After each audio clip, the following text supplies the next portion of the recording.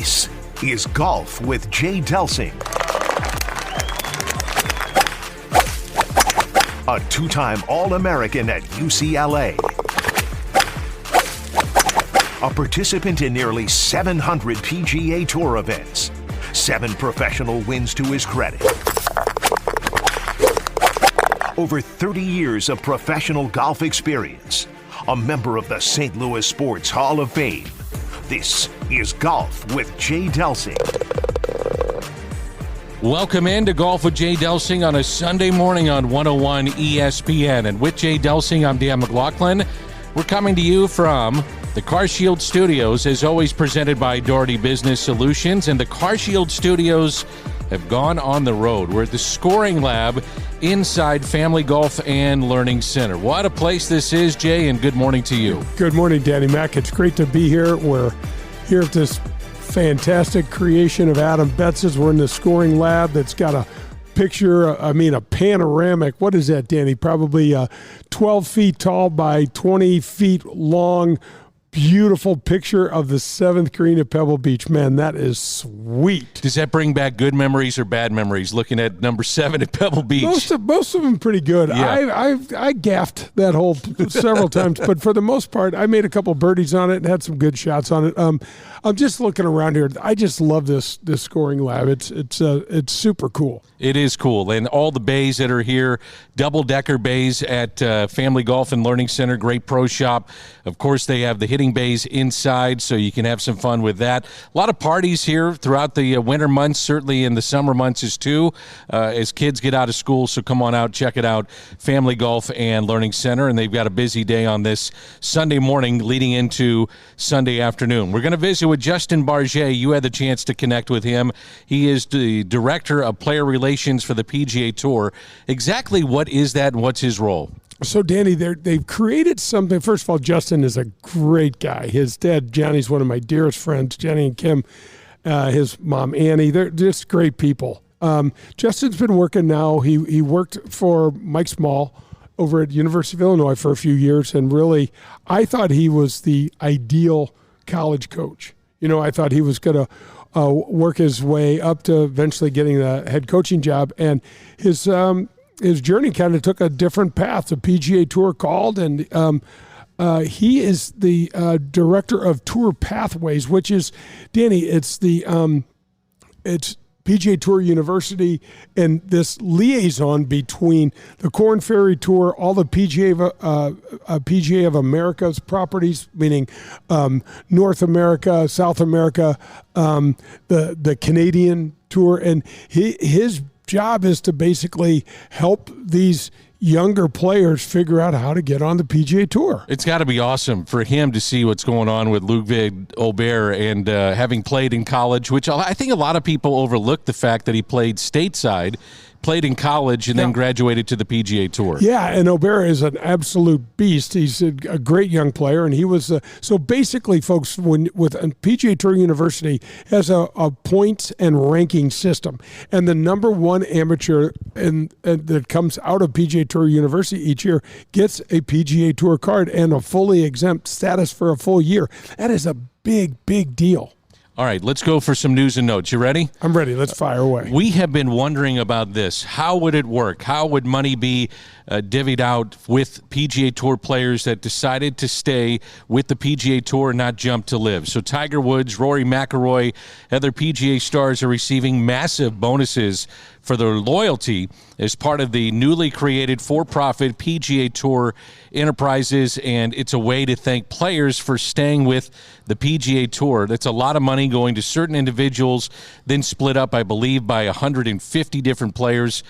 How they come up with the formula to do this is kind of beyond me. It seems like it's not equitable. You can understand why the bigger names maybe get more money. I don't know. Where do you stand with this? Oh, I don't know what the heck we're doing. I mean, it's obviously Tiger's going to get the lion's share. I mean, what about Jack Nicklaus? What does he get? They did say that some former players would get a little stipend. There'll be a legend, something. Yeah, but I mean, what about a guy like Jay Delsing? Oh no, that's not happening. They didn't go down that far, and I knew they didn't. But so they're giving $1.5 billion to 193 players, not 194, and not. I don't get it. The ink is still kind of wet on this thing, Danny. I don't think it's really been figured out. They say Tiger's going to get the equivalent of $100 million. This thing is going to vest over a certain period of time. There's ways of over 4 years, you get 50%. After 6 years, you get another 25%. And then after the 8th year reps, you can get 100% of this money. But I just don't fully understand it. I mean, Tiger's not going to play. And nearly, he's not. They predicate most of these numbers, Danny, on playing 15 events a year. I was wondering that because he's not going to play 15 events. No, now the Champions Tour counts. Might be another reason to get Tiger on the Champions Tour. Although I just don't think money's going to drive him. I just really don't. It's going to be interesting to see how this works. I don't. Most of it's confidential. There'll be leaks. I'm really curious to see who they included in the 193. Now, here's what's interesting. You just mentioned Ludvig Aberg. Great young player. He's already won on the PGA Tour. He just finished second in the Masters. There is a provision in this where they, in next year, they kind of revamp some of the money. And so I just don't know. How do you not run out of money eventually? Well, that's what I was wondering, too. At some point, the well runs dry with this. Are you going to reinvest into the players to make sure they don't jump in 4 to 5 years or whatever the situation may be? It doesn't make a lot of sense. It doesn't. And I think, it's just not clear to us, shame on them for not including us in the loop on this, but we'll get it. We managed to get our toe in the door and get through here, and we'll figure out what's going on. But for the most part right now, Danny, this is the tour's version of paying the guys for staying. Now, there's going to be big arguments. Tyrrell Hatton got $60 million, okay? And that's reportedly for a 4-year contract with LIV. Rory McIlroy, we're saying, is only going to get $50 million for. I mean, we know that they've offered him a truckload more money than $50 million. Not that $50 million isn't a lot, but do you think it's a step though by the PGA Tour in the right direction, or is it just not done right? I guess I have to wait and see. I mean, I understand. It kind of irritates me that they're giving the guys a participation trophy for. I mean, go to LIV then if you want the money. Go to LIV, but you didn't want to go to LIV, so they're paying them to stay.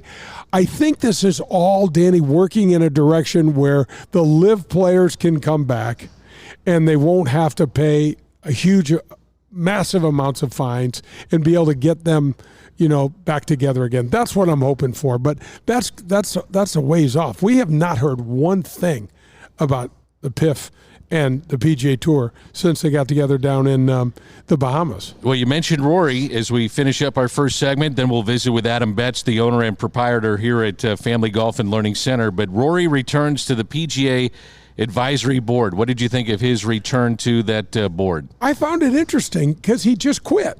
And I he honestly, must like something that's going on, and they probably behind the scenes have told him this is the direction we're going. I guess so. Danny, something has been so weird with Rory. He has covered every single base you could possibly cover. He's been the lead dog and hated LIV, and I'm all PGA Tour. Then it's like, I don't know, let's get LIV guys on tour. He's said almost everything. Mm-hmm. He really has. And I'm not dogging him for that, but it's hard to keep track of.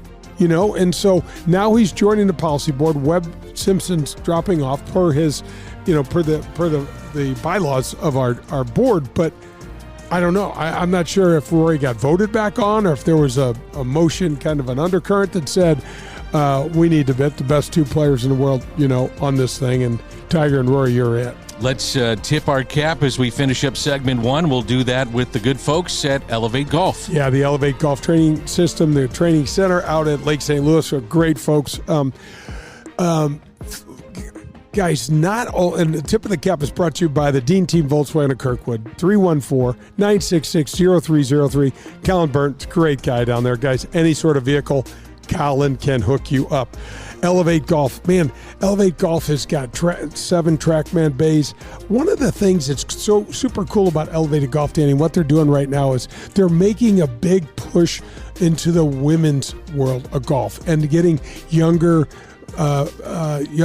junior players. They're also doing things to have executives come out. And you talked about having parties and things like that. Elevate's got a great space out there to do little events, do little clinics, all sorts of little things. And right now they're really focusing on them, trying to make it accessible and enjoyable for women, because we've got to get more women playing the game. We just absolutely have to do it. And so far, they've been a little. It's been too much of the old boys kind of club, and that's not what we're doing, and that's not what Elevate's doing. It's not what Adam's doing here at Family Golf and Learning Center. So check out Elevate Golf, and especially if you're a beginner, because they've got a lot to offer. This is the tip of the cap, brought to you by Dean Team Volkswagen of Kirkwood. That's Jay Delsing. I'm Dan McLaughlin. We're coming to you on this Sunday morning from Family Golf and Learning Center. When we come back, we'll visit with the owner and proprietor of Family Golf and Learning Center, and that's Adam Betz. You're listening to Golf with Jay Delsing. That was On the Range. Up next, we tee it up as we head to the front 9. You're listening to Golf with Jay Delsing. I'm delighted to welcome the Amateur Players Tour to the Golf with Jay Delsing show. The APT team has worked so hard to establish a national golf tour for amateurs. Folks, don't miss out on this opportunity. If you love golf and ever wondered what all the fuss about tournament golf is, then this tour is for you. We just released the 2024 schedule, and it is a beast. There's 21 events currently in the metropolitan St. Louis area, with many more to come. But check out these golf courses: Paynes Valley, Ozark National, Stonewolf, Ambrier, Persimmon Woods, Gateway National, and a 36-hole event on Norwood's West Course, and many more. Okay, so the courses are certainly cool and nice, but what's really neat is the way the events are run and how they are run.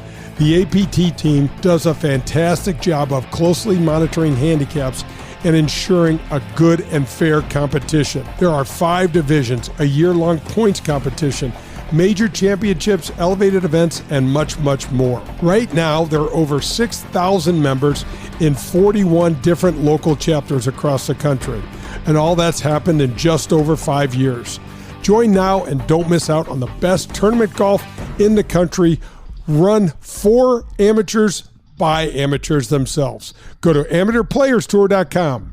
That's amateurplayerstour.com. Get ready to watch the legends of golf up close when they compete at historic Norwood Hills Country Club right here in St. Louis. The Ascension Charity Classic will be back again with some of golf's greatest names: Steve Stricker, Padraig Harrington, John Daly, David Duval, Bernard Longer, Justin Leonard, David Toms, and more will compete, returning September 3rd through the 8th.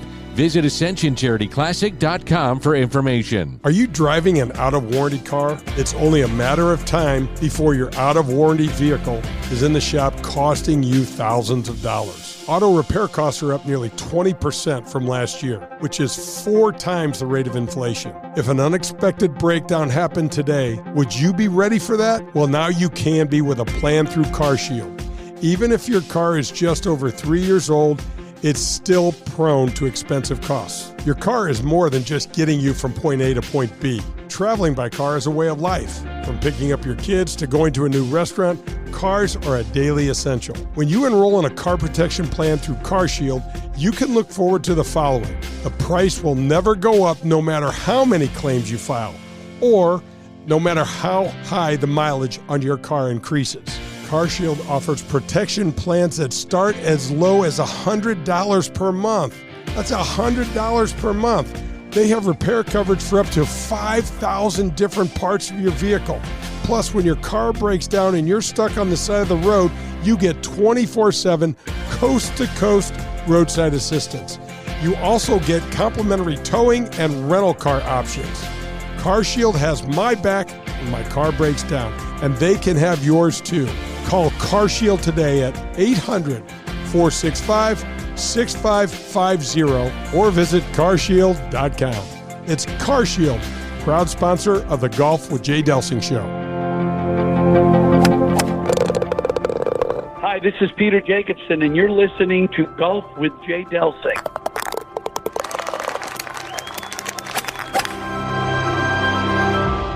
Daugherty Business Solutions has been enhancing the business of our customers for the last 37 years.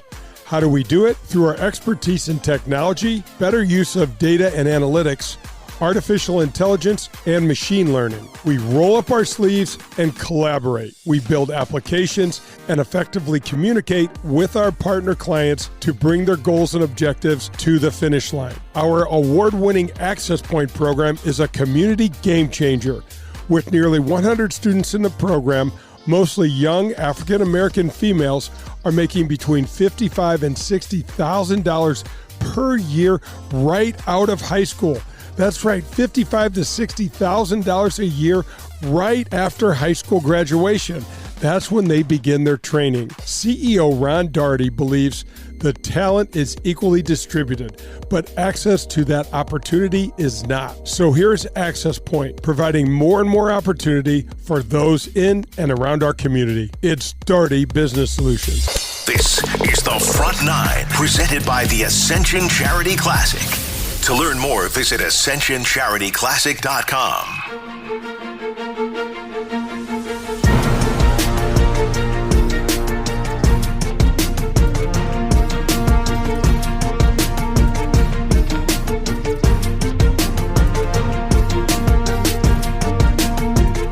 This Sunday morning on 101 ESPN, it's Golf with Jay Delsing. We're presented by Daugherty Business Solutions. As we mentioned in segment one, we have taken the CarShield studios on the road, Jay. We're here at Family Golf and Learning Center, and truly has turned out to be one of the best places to play golf and practice. Oh, 100%. I mean, with the outdoor range, we got our proprietor buddy over here smiling, looking at us. We're looking out at the 7th green at Pebble Beach, and we got Jimmy Regna's Triad Bank. I mean, this is a cool place, man. And congratulations again. I know we keep saying this, but in order to you've got the outdoor range, you've got the Sims, you've got Sim Leagues, you've got lunch, it's a great thing for the community, man. Well, let's jump in. This is Adam Betz, so it is a great thing for the community, and welcome to the show. Thanks for doing it. Thanks, guys. Thanks for having me. As always, always love spending time with you guys and talking about Family Golf and Learning Center. We're trying to connect the golfers in our community with every resource to reach their golfing goals and improve their game, and we do that through lessons and clinics and camps and our junior league, and we've got playing opportunities for women and families. So we've got it all here for every type of golfer. How busy are you right now? We're pretty busy. It's been great. You know, golf season's here, man. High school boys golf has been going on since February. So you got the high school boys out here. You got all the colleges practicing, getting ready for their tournaments. Golf season's upon us. It's starting to get a little warmer, and the golf itch is getting everyone right now. There's never a dull moment over here, but Avery and I came over here last week, and you had a young set of kids that was probably 15 or 20, and they were itching to get swinging. Yeah, we've had CYC, the Catholic Youth Council. We host a lot of their clinics throughout the springtime. They're doing their scramble tournaments on Saturdays now, but we do clinics for them leading up to that. So we did that through April and May, and now we're about to start our own junior camps and clinics on our own. We're excited. We've implemented a new program called Operations 36, which is based on getting the kids out on the golf course and shooting 36 on 9 holes. So we start them really close to the green at 25 yards. And if you shoot 36, which would be a par 4 on all 9 holes, if you shoot 36 from 25 yards, you pass level 1 and you go to level 2. I need to join this. Start moving back. Yeah. 25 yards, I need to join it. I don't know about that. It's funny how many strokes we give up from 25 yards, right? But a great way to learn is for so the kids. Cool. Isn't that is such a cool idea. It's a proven system. You know, it's a great way to develop these kids, and it takes them through this skill-based, leveling up. And it's really neat because it's an app. where the kids get different practice routines and different things they can do while at the driving range. But the parents get to see the development of the kids and what skills they're passing and what level they're on. And soon enough, you're motivating the kids because they're motivated to get through that 25-yard and go to the 50-yard and inch up. Maybe their buddy is doing a little better than them, so they want to go out and do it more often. It's just we're trying to motivate and kind of inspire, improvement. And Operations 36 is going to be great for our programming this year. And Adam, one of the things that you guys have done so well here is you've got the golf course. Exactly. That's a big differentiator, right? I mean, it's one thing to go out there and hit a bunch of balls. It's another thing, it's another thing to go out and figure out how to get the ball in the hole. You're like, without a doubt, this ball's sitting a little above my feet. It's a little below my feet. You don't go simulate that on the range. Yeah, and the beauty of this golf course here at Family Golf and Learning Center is it's 9 holes, par 3s.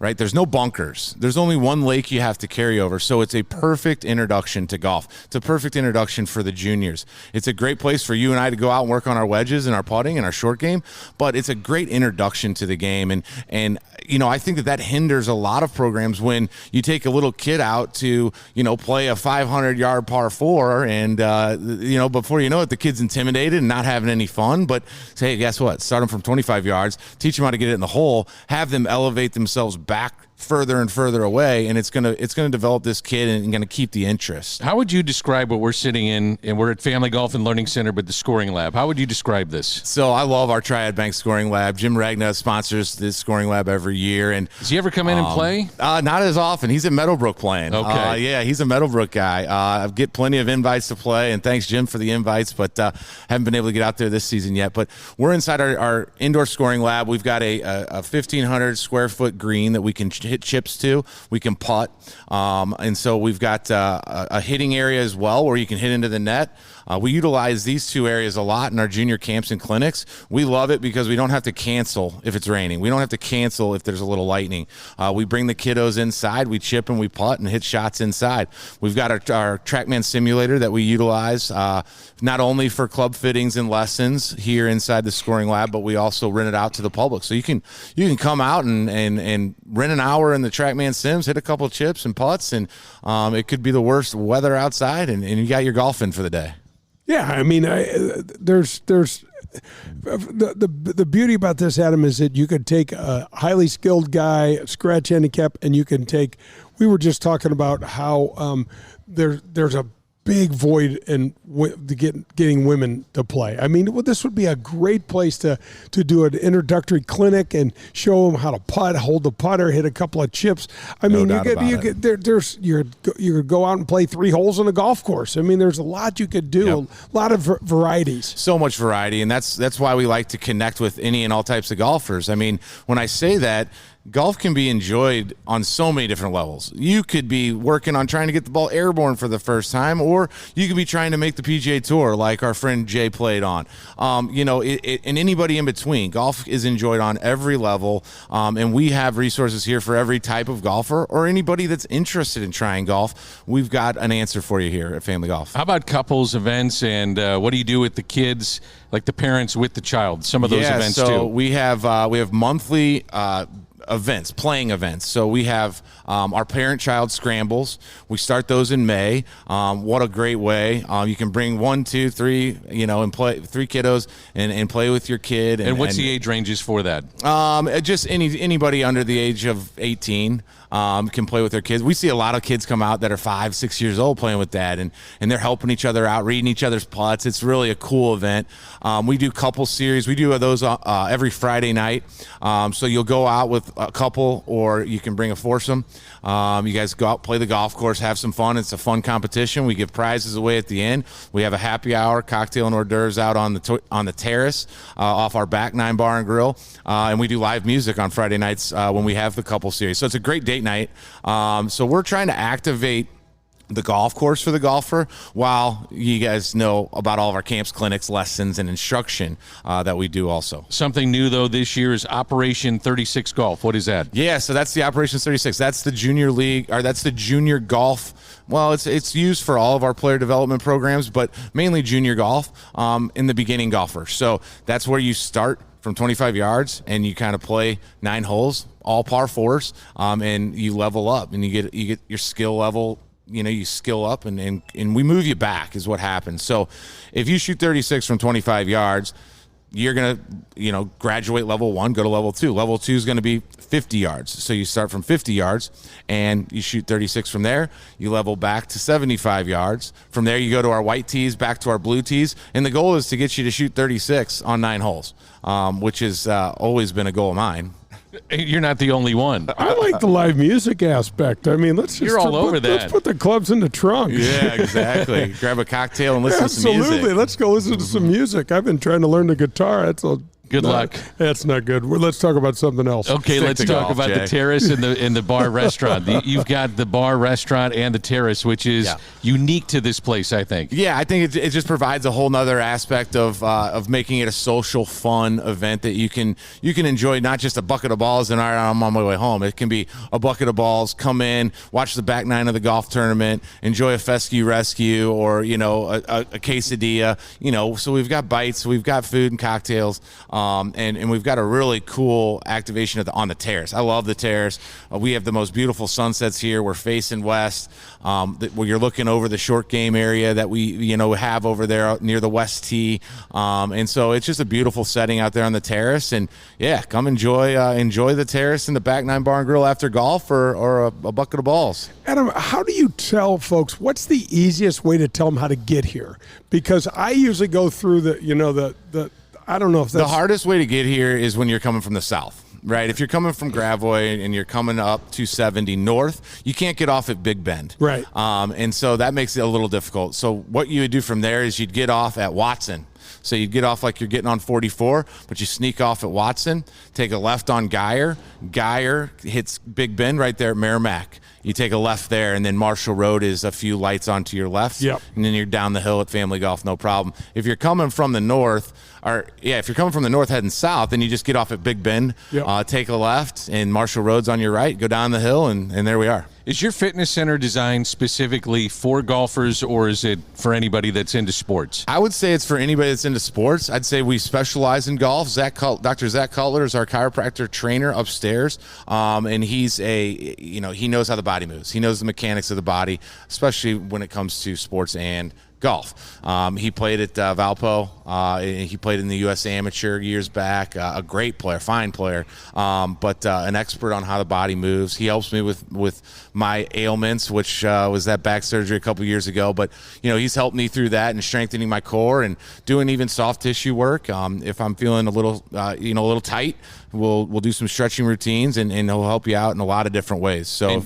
Go ahead. No, yeah, he's just the best. I couldn't encourage anybody more than just to come up and meet him through an assessment. He does an assessment of how your body's moving, the balance, the flexibility, the stability, the strength, and then he's going to tell you, hey, this is where you're weak, this is where you need a little more mobility, and he'll set you a plan for that. So it's a really great experience that I've enjoyed, and I hope everybody upstairs has been. He's getting really busy. How about your teachers? You've lost one, and a very good one, in Rob Sidorsik, which congratulations to him. It was a good move for him, but obviously you've got some of the best teachers in town here in St. Louis. Yeah, before you go there, you guys absolutely cleaned house on the awards. The PGA Awards. Blake cleaned house, you mean. Blake, and we're looking at the wall. You got the Wall of Fame over there. Everybody's got we've been lucky. We've got a really cool work environment here. It's a pleasure to come to work every day. You're surrounded by PGA and LPGA professionals.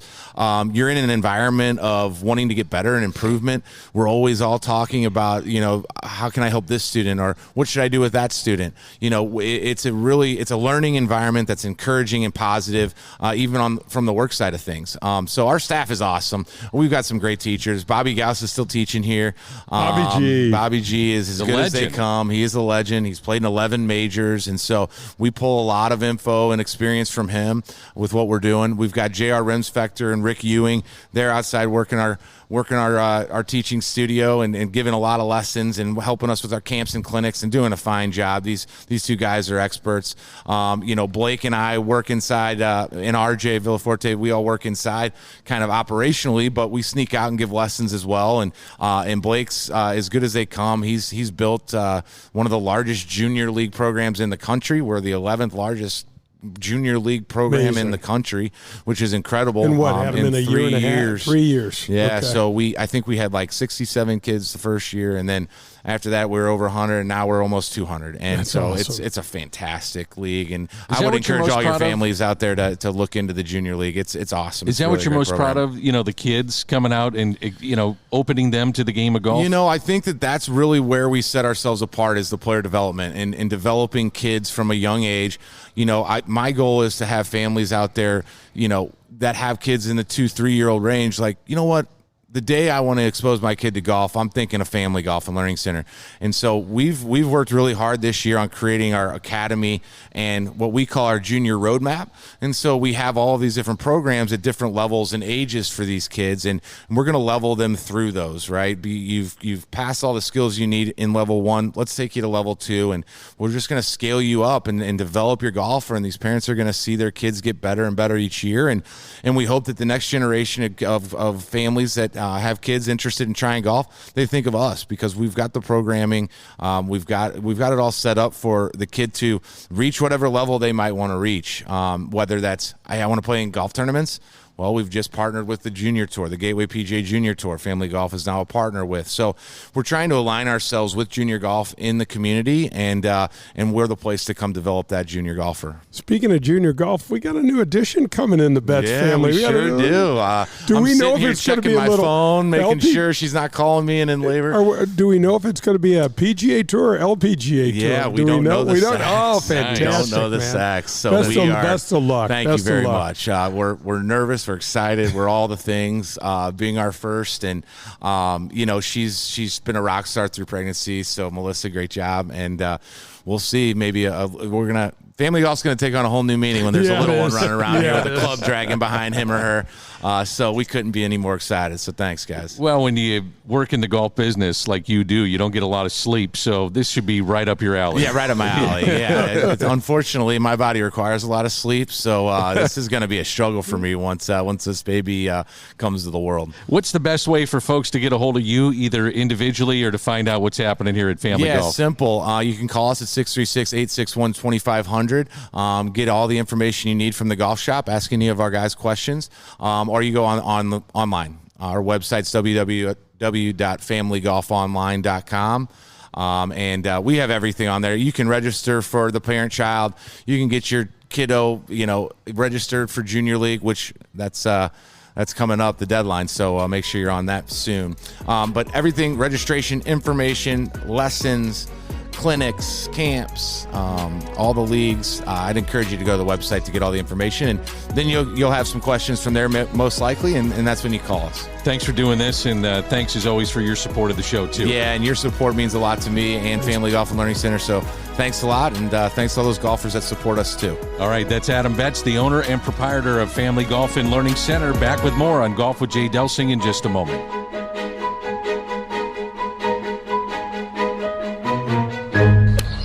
Was the Front Nine on Golf with Jay Delsing, presented by the Ascension Charity Classic. We're halfway home, and next, we'll make the turn. If you're in the market for a new or used vehicle, any make or model, then you need to visit the Dean Team Volkswagen of Kirkwood. They are the official vehicle provider of the Golf with Jay Delsing show. My daughter and I both drive vehicles supplied by Colin and the Dean Team Volkswagen of Kirkwood. And it's because we know we can trust them. They made the car buying experience painless and easy, and their customer service is second to none. Every single step of the car buying experience was taken care of for us. You can reach Colin at 314-966-0303, and he will answer all of your questions and put your mind at ease. The Dean Team Volkswagen of Kirkwood has new or pre-owned vehicles to be purchased or leased, whichever you prefer. Once you visit the Dean Team Volkswagen on Manchester in Kirkwood, you'll be a customer for life because they will treat you like family. The Dean Team Volkswagen of Kirkwood, the official vehicle provider of the Golf with Jay Delsing show. Hi, this is Adam Betz from Family Golf and Learning Center.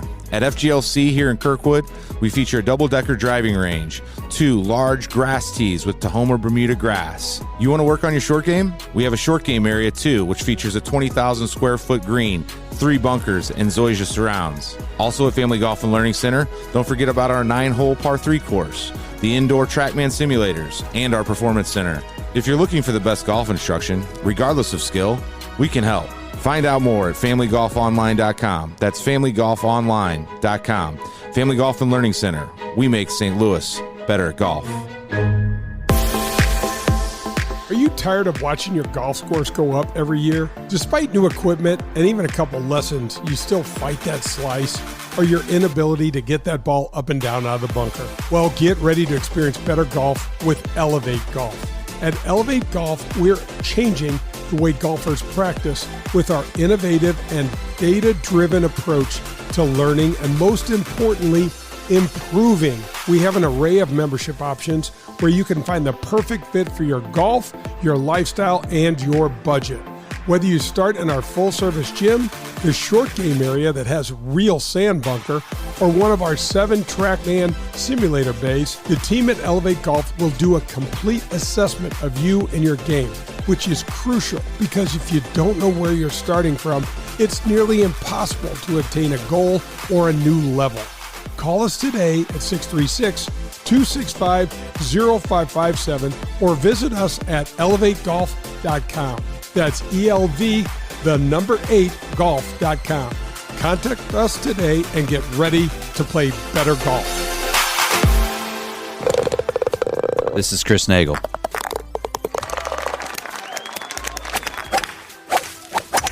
And you're listening to Golf with Jay Delsing.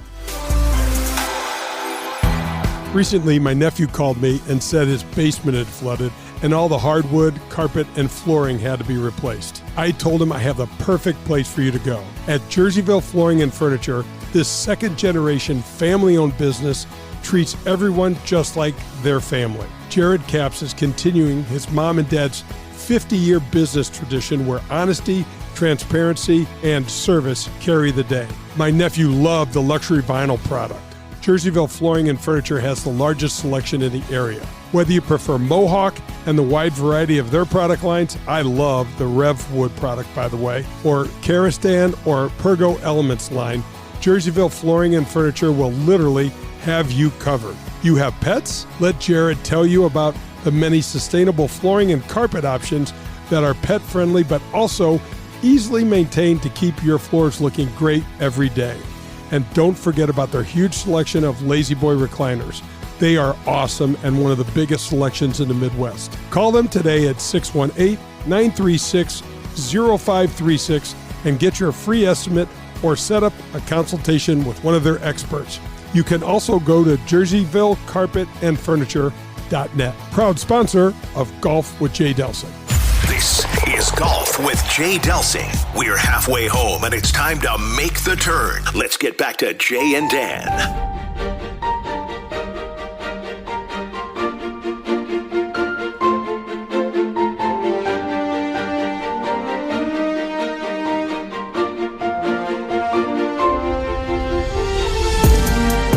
Golf with Jay Delsing rolls on this Sunday morning on 101 ESPN. And that's Jay Delsing. I'm Dan McLaughlin coming to you from Family Golf and Learning Center. Our thanks to Adam Betz for stopping by. Remember the double-decker driving range, 9-hole par 3 course, 20,000 square feet of short game practice greens, 3 TrackMan simulators. They got the indoor scoring lab, which we're at right now, fitness center, the Back 9 Bar and Grill, golf shop, clubs, bags. They have all the accessories, club fitting as well, ladies' leagues, parent-child, you name it. He's got it here at Family Golf and Learning Center. Great place. Yeah, no, absolutely. Absolutely is. For an outdoor driving range practice facility, there's nothing like it. It's another tribute, Danny, to the stuff that's going on in our community. So Adam does this. We got Elevate Golf out in Lake St. Louis. It is a different sort of training facility. It's got 7 TrackMan bays inside. They base theirs all around fitness. So what can your body do or not do, and what it can't do, let's get you better. Well, you're always talking about growing the game. Are you seeing in St. Louis, a cold weather place in golf terms, are you seeing it start to explode here locally, especially at the young guys? Oh man, for sure. And you know, when we did the UHY Prep Profile Series, which we absolutely just love, we've got Harrison Ziffel, we've got his buddy Nick that plays on the team with him down at SLU. We've got what's the young man that plays out at CBC? I think it's Hunter. I'm forgetting Hunter's last name, but he's a great young player. And then we've also got your son Luke McLaughlin, who's out at Priory, and we've got Bubba Chapman, who's out at Chaminade. And you know, Danny, we haven't had a lot of really good young players come up and go play D1 golf. Your daughter Avery's getting recruited for D1 golf right now. So there's a lot of that happening right now, and a lot in the pipeline with some of these younger players. We play Norwood a lot. And one of the things I love seeing when we're on the range in the summer months is just the little guys. Yeah. Little boys, little girls, clubs in their hands and playing the game of golf. That is so cool to see. With mom and dad watching, I just love seeing that. I got to tell this story from Pat Britt when you and I were. So, folks, we're coming up the 18th green at Norwood, and Pat. I know where you're going with this. Pat's in the cart behind us, and he's got the cutest. His daughter, I think her name is Megan or Molly. Anyway, cute. She's 7 years old, blonde hair, no front teeth, and Pat drives up and says, "Hey, honey, how's it going?" "Hey, Dad." And she says, "What are you doing?" And she looks at him and goes, "What's it look like I'm doing, Dad?" That was just the best. But when you get times like that with your families, and it's like, well, of course, Dad, I'm hitting golf balls. Sure. What does it look like? It's just so fun, and I love that about the game, Danny. I say this all the time for my situation. I was the fourth of five. I wanted to play professional baseball. The golf, my dad was exhausted by the time I came around with 3 older sisters and all that. And golf was the way I got to hang out with him. Yeah. It brought us together. And my brother and I say that at the same time. We say it all the time because it allowed us to hang out with our dad when, I don't know, D, if we didn't have that, we probably wouldn't have had a way to do it. A lot of moms and dads listening right now. What would be your advice to get their kids involved in the game of golf, coming from a guy that spent 30 years on the PGA Tour? You know what, Danny, we talk about this privately all the time. It's been a minute since we've said it, but let your kids play every sport. But present this game to them. Take them to Top Golf, where it's really fun. There's music, there's food. Take them to Family Golf and Learning Center. Get out to, if you're out a little further west, go to Elevate Golf and watch the Elevate Golf's got these super cool simulators in there, the TrackMan simulators that are fun. And they've got their own indoor short game facility with a live sand bunker. So just present it to the kids. Make it fun, no pressure, and see what sticks, because something will. And oftentimes if you have multiple children, a lot of times they don't like the same thing. Like your son, Barrett, for example, is a phenomenal soccer player. And your other kids. But what I'm saying is that your kids will look for their own little lane. You know what I mean? So if, Susie's a dancer and your next daughter, maybe she wants to play golf, maybe that's what it is. So I presented it to all my girls. I got a call the other day from Mackenzie. She's my oldest. She lives in Fairhope, Alabama. And she says, "Dad, I'm back in." I'm like, "You're back in what?" She goes, "I'm back in the game." Is that right? "Can you send me a bag? And I was like, right. I send my son-in-law clubs and stuff all the time, but she's like, "Yeah, Dad, it's way too important business-wise. I'm getting invited to too many things. I can't keep saying no, and they all want me because I can hit my drive so far." She can really hit it. She can crash her driver. So she's perfect for a scramble. Yeah, and now she can start seeing it in the business world, D. And how many times have we seen business deals done on the golf course? Well, we've done that a lot. I know. We try to do it all the time. Yeah.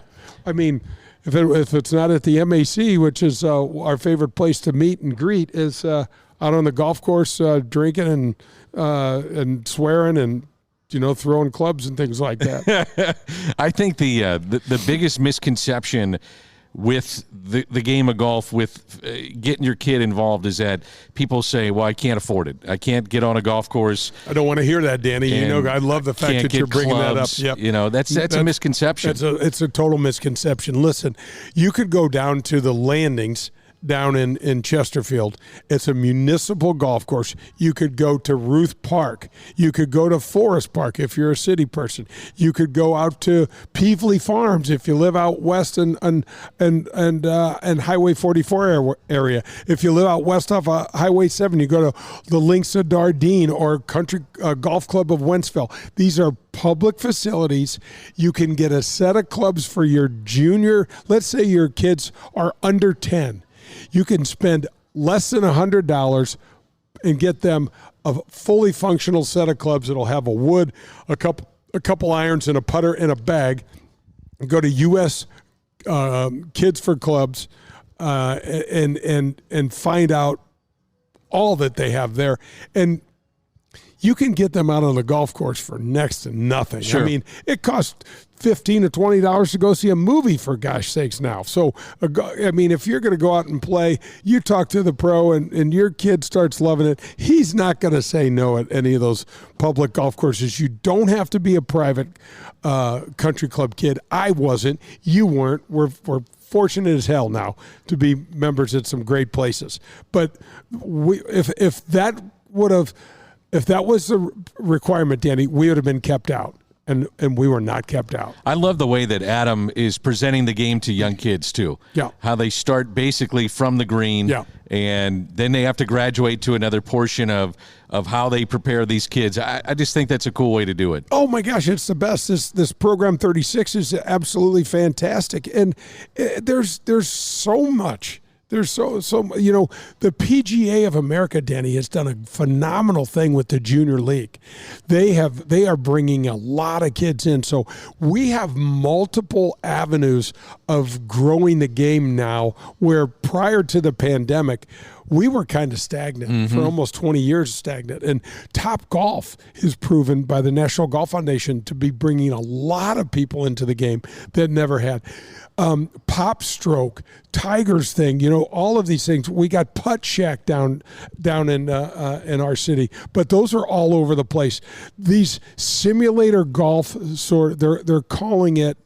They're not calling it simulator, but basically, Danny, these places, these businesses, Pop Stroke, Putt Shack, Topgolf, they're using tech to in the game to get people in the door. They're giving them drinks, they're giving them food, there's music, there's fun stuff on the screen, and people are going, this is cool, but maybe we should try the real thing. And it's working. It is working. Our numbers right now have never been better. More millions of people are trying and interested in the game than ever before. One of the things you should be commended for is your work in the inner city and trying to get those kids.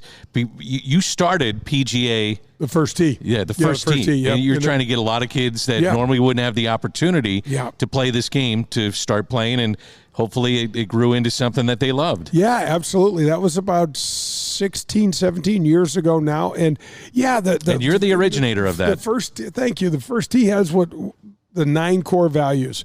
And Danny, we're not necessarily, if someone got to play on the PGA Tour, that would be fantastic. But what we're trying to get them to do is to use the game in other aspects of their life. Give them a different choice. The 9 core values in the first tier, like sportsmanship and integrity and things like that. And it's a phenomenal program.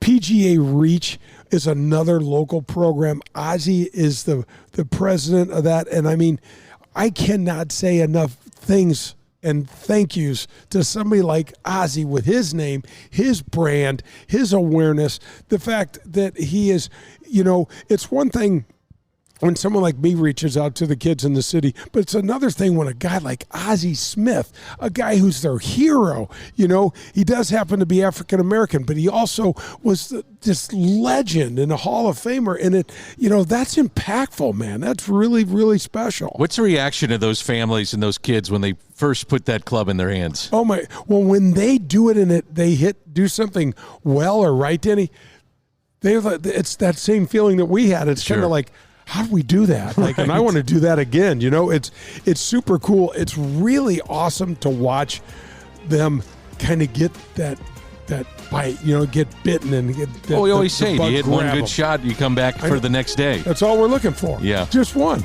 Isn't that fun? It is. It's a blast. All right, that's Jay Delsing. I'm Dan McLaughlin. Coming up, we'll visit with Justin Bardgett, and he is the Director of Player Relations for the PGA Tour. We'll do that in a moment.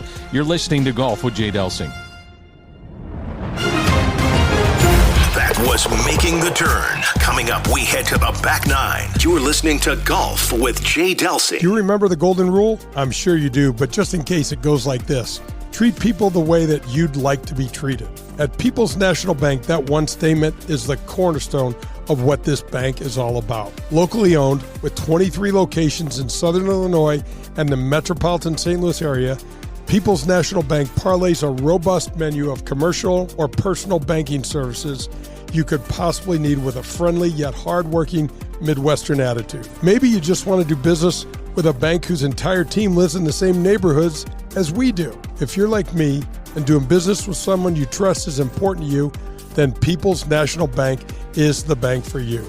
Jason Rantham, local president, is here for you to call, and he'll answer any questions you may have. His personal cell is 314-974-2243. You can also find us online at peoplesnationalbank.com. People's National Bank is here for all of your banking needs. Hey, St. Louis, Eddie McVeigh here from Maggie O'Brien's. When you head downtown for a concert or Cards or Blues game, and now for the St. Louis City soccer game, please come see us at Maggie O'Brien's before and after your event. Take our shuttle to and from, or stay in-house and watch your favorite team on our multiple high-def TVs. We look forward to seeing you soon at one of our 2 locations in Sunset Hills on South Lindbergh or downtown at the corner of Market and 20th Street. Union Station is next to us. Hey, Jay Delsing here, and I know I speak for all of we golfers. We're always looking to try to improve our game. For me, that means I go to one place, and that one place is Pro-Am Golf in Brentwood. Tom DeGrand opened his family business in 1975 with a goal of providing St. Louis with the finest in golf equipment, instruction, and technology. Whether you need a new rangefinder, your first set of clubs, or anything else you can think of, Pro-Am Golf has just what you're looking for. If you're a scratch handicap or you carry a 20 handicap, come visit Pro-Am Golf and inquire about a lesson from Tom DeGrand. He's been fixing golf swings and making St. Louis better at golf for over 40 years. Go get your gear, lessons, or anything golf-related where I go, and that's Pro-Am Golf in Brentwood. You can also visit them online at Pro-Am Golf USA. That's ProAmGolfUSA.com. It's Pro-Am Golf, proud sponsor of the Golf with Jay Delsing show. This is Paul Lazinger, and you're listening to Golf with Jay Delsing. A professional golfer, as you watch on TV every Sunday afternoon, never ventures onto the course without his trusted caddy. This was true for me for my entire career. I want you to think of Powers Insurance as your insurance caddy that you never had. Just as my golf caddy helped me to assess risk on the golf course, Powers Insurance can do the same for you in your busy and complicated life.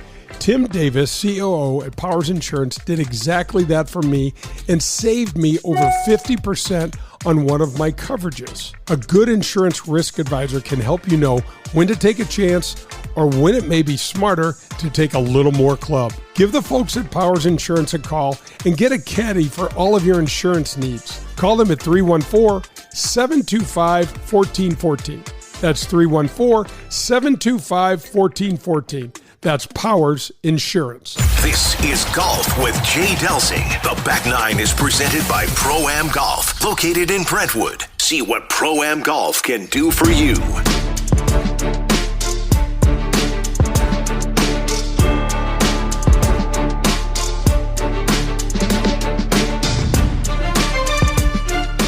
Good morning, this is Golf with Jay Delsing, and I'm your host, Jay. I'm sitting down this morning with Justin Bardgett, former Missouri amateur champion, an assistant golf coach at the University of Illinois, and now you're the Director of Player Relations for PGA Tour Pathways in Jacksonville. Justin, good morning, and thanks so much for joining me. Morning, Jay. I appreciate you having me on, and appreciate the friendship we've had over the years, and looking forward to chat about golf, PGA Tour, and wherever this takes us. You know what, JB? I have to say most people won't know what we're talking about, but you got introduced to our buddy Joe Sheezer, and he's affectionately known as Uncle Joe, and we have looked at each other how many times on the golf course, just scratched our head and go, whatever. Like, how the hell did he do that? It's one of my favorite introductions that you made to me, and I still sometimes I toss and turn at night wondering how a 12 handicap can shoot 75. Those are not fun days. But anyway, so congratulations on the success. We all know you're a great player. You played at University of Colorado, and you won the Missouri Amateur. But you went in, you played for quite a while, and then you went and started coaching, didn't you? I did, yes. Yeah, I had I guess I would call it a pretty good run. I was fortunate to have a lot of great support and worked with you a little bit on my game. And, ultimately, towards the end of my career, I think it was probably, 6-7 years in, I kind of thought maybe it was time to do something else, both from a financial standpoint, but also just from just taking a different adventure. So that's how I kind of got started into coaching. I won't lie. I looked at a lot of different industries. I think I dabbled, I guess is the right word, in financial advising. But ultimately, golf is what I know. Golf is what I love. And getting back into college coaching was probably one of the best decisions I ever made. Oh, for sure. I mean, with your personality and your energy and passion and love for the game and expertise, I mean, it really helps a lot when you can say to these young, men, hey, look, that's not going to work. And here's why, and having that experience. Oh, no question. I used to joke a lot with the players I coached that I wanted them to make a lot of the mistakes that I made just earlier in their career so they could learn from them. I would prefer to have had them avoid making those mistakes at all. But I feel like as men will sometimes, there's some stubbornness and I think that they needed to make those mistakes and learn from them. And I tried to just help them, like I said, make them earlier in their career in college so they could learn from them and be better prepared moving forward. Oh, man, that is so well said, because I can remember one time, and I was as a junior level, Justin, and I had made a 10 on this one hole. And my dad said to me, what happened? And I said, well, I hit my first drive out of bounds left, hit my second drive out of bounds right, hit the next one, hit a tree. And he's like, did you ever think of not hitting a driver? And I'm like, whatever, Dad. You know what I mean? It's like, I never even crossed my mind. And and that's a little juvenile, I guess, but it was really kind of some of the stuff I had to learn. It's so true. And I probably learned that even more so in coaching, was that, if you could be open to some different perspectives from people that you trust, which, I think, as we all know, as growing up, that wasn't always your parent that you thought would provide that insight. It was pretty eye-opening when I would have conversations with these top college players and you would hear their perspective, and then you kind of say how you saw it as kind of a third party, not emotionally directly invested in it. And it was great if you found guys that were open to kind of taking some coaching and some different opinions, because I think you could really help guys grow.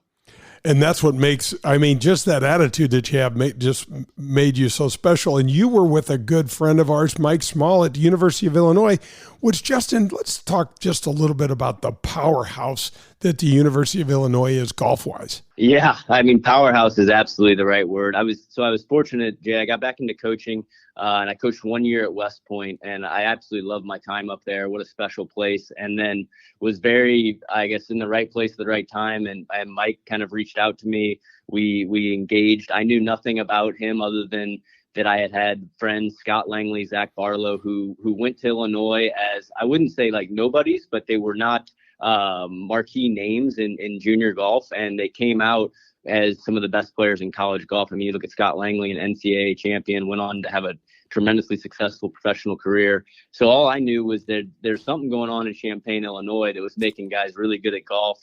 And I sure was curious to go find out, and was very fortunate to work with Mike for 4 years in Champaign.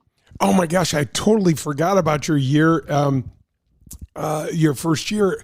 That's ridiculous to forget that. But the Mike Small angle and what they do at the University of Illinois is absolutely amazing. How about their facilities, Justin? Oh, it's unbelievable. I mean, obviously you do have winter, right? As much as I tried to maybe get past that with recruiting, you've got winter you deal with, and it ultimately, I think, is a little bit of the magic syrup that makes everything work there. You've got an unbelievable on campus practice facility. Now there's a golf course 2 miles from campus that's 7,500 yards and a really proper championship test.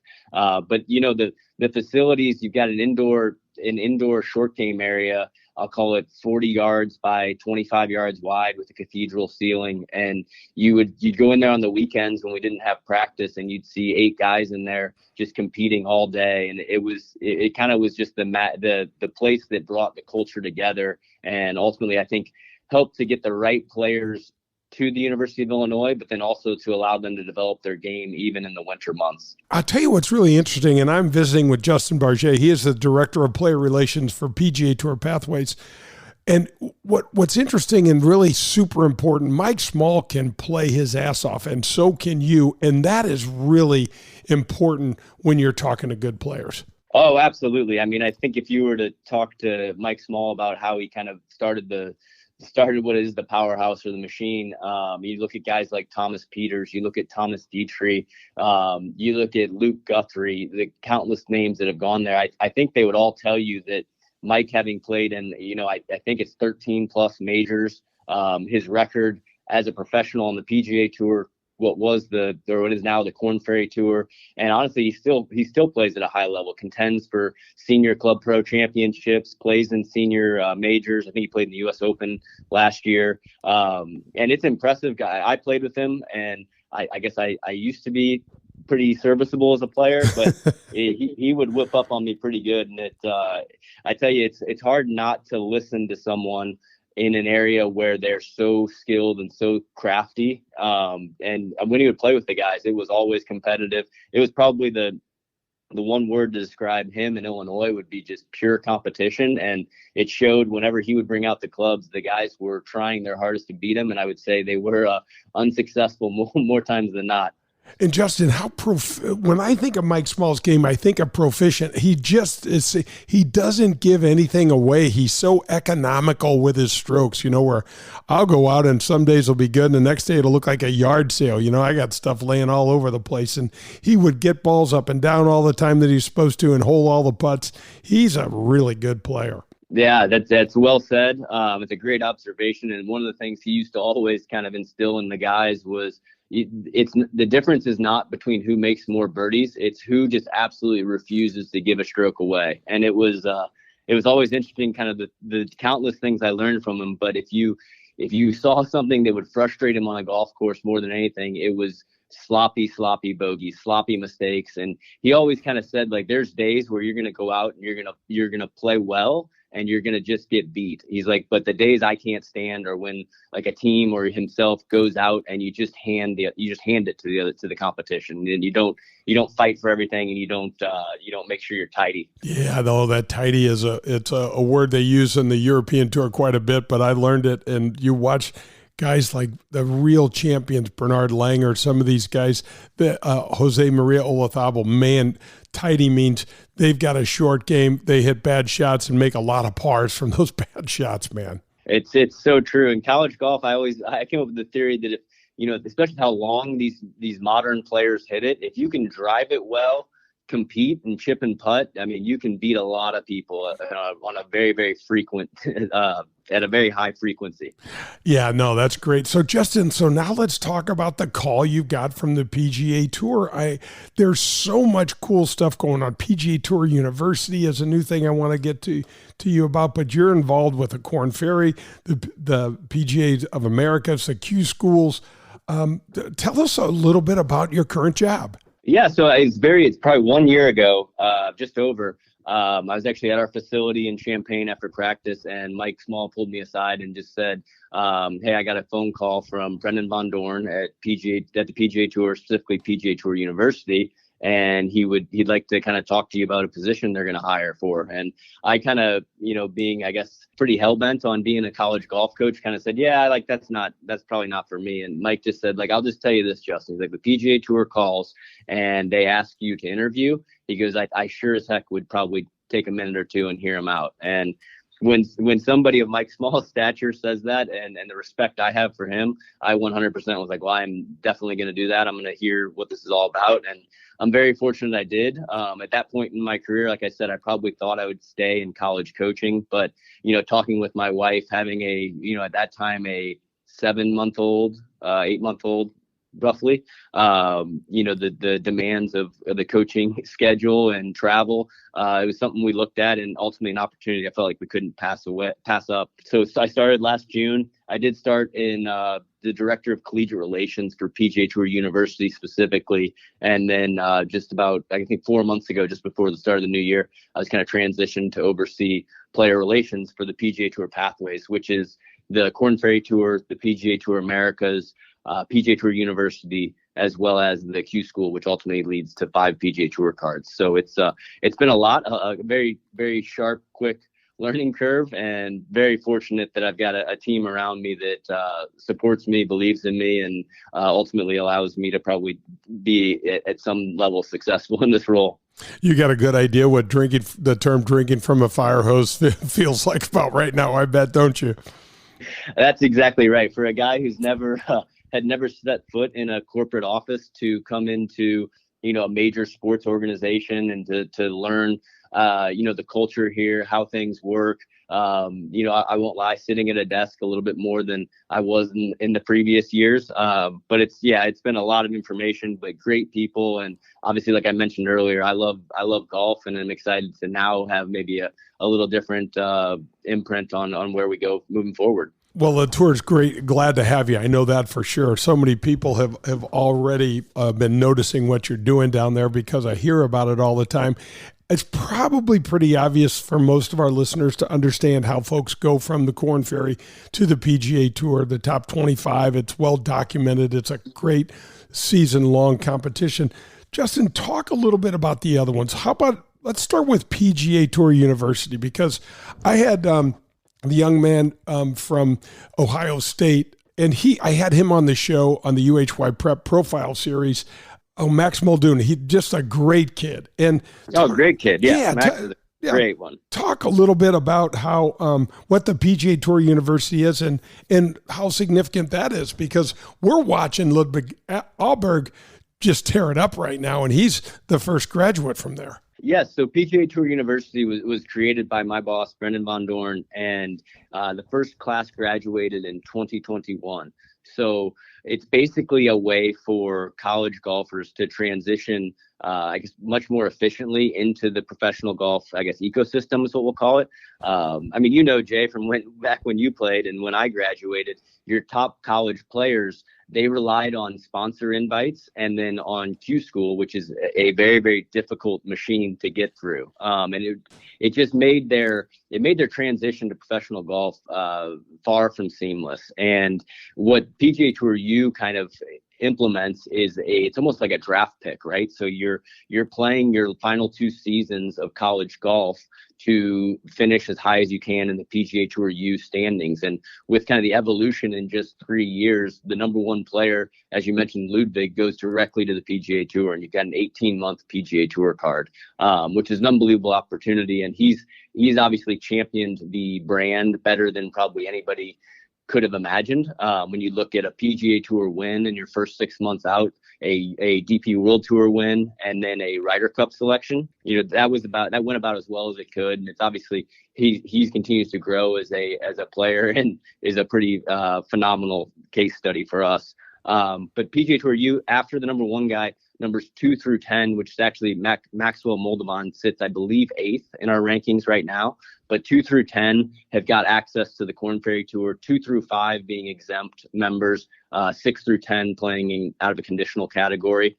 And then 11 through 25 receive access to what's a newly kind of created PGA Tour Americas, which was a combination of the PGA Tour Canada as well as the PGA Tour Latino America. So those two were combined into one tour, which ultimately will graduate 10 players from its tour in the season-long Fortinet Cup points race up to the Korn Ferry Tour. So the whole pathway system is meant to be free-flowing. It's meant to be very efficient in allowing players to play their way up season after season, and just providing a more of a clear-cut path for everyone who enters professional golf, but especially those entering through college golf, to get to the PGA Tour as quickly as possible. This is Justin Bardgett. He's the Director of Player Relations at PGA Tour Pathways. And Justin, we're going to take a quick break and come right back. Can you hang out and do another segment with us? Absolutely. Fantastic. This is Golf with Jay Delsing. Redbird Heating and Cooling sponsors the Veterans Vocational Apprentice Program. Jed Dickinson, a retired Navy man, will teach, mentor, and sign off on educational and mechanical work hours to help you get fully licensed while you work and get paid by the company. What a great way to launch your career as a fully licensed HVAC specialist. Call Redbird Heating and Cooling today at 314-320-9507. That's Redbird Heating and Cooling. You're listening to Golf with Jay Delsing. To connect with Jay, log on to jdelsinggolf.com. You'll see the latest in equipment, find the latest innovations in golf, and get tips from a PGA professional. That's jdelsinggolf.com. Hey, this is Jay Delsing for SSM Health Physical Therapy. Our golf program has the same screening techniques and technology as the pros on the PGA Tour use. SSM Health Physical Therapy has the Titleist Performance Institute trained physical therapists that can perform the TPI screening on you, as well as use the K-Vest 3D motion capture system. Proper posture, alignment, etc. can help you keep your game right down the middle. We have 80 locations in the St. Louis area. Call 800-518-1626 or visit them on the web at ssmphysicaltherapy.com. Your therapy, our passion. Get ready to watch the legends of golf up close when they compete at historic Norwood Hills Country Club right here in St. Louis. The Ascension Charity Classic will be back again with some of golf's biggest names: Steve Stricker, Padraig Harrington, John Daly, David Duval, Bernard Langer, Ernie Els, and more will return September 3rd through the 8th at Norwood Hills.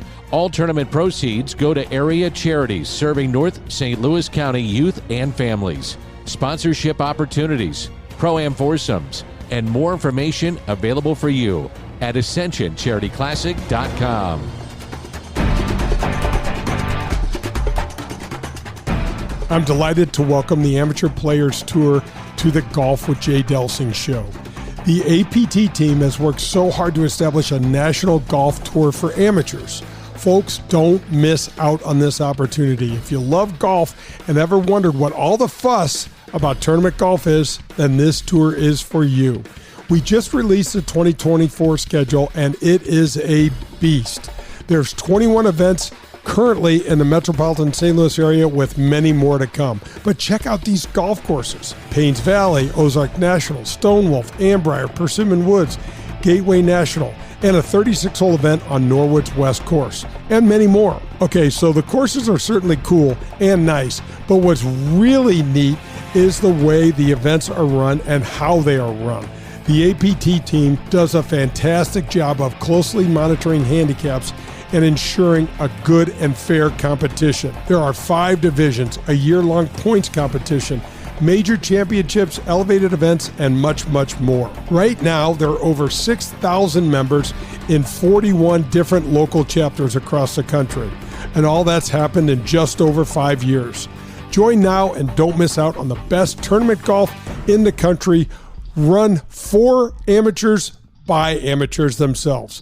Go to amateurplayerstour.com. That's amateurplayerstour.com.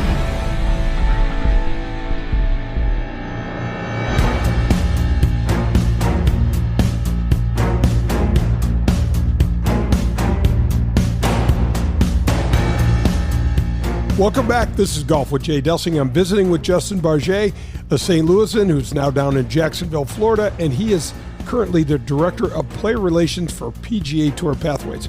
So, Justin, we were just breaking down some of the components of your job, the Korn Ferry graduates, PGA Tour University.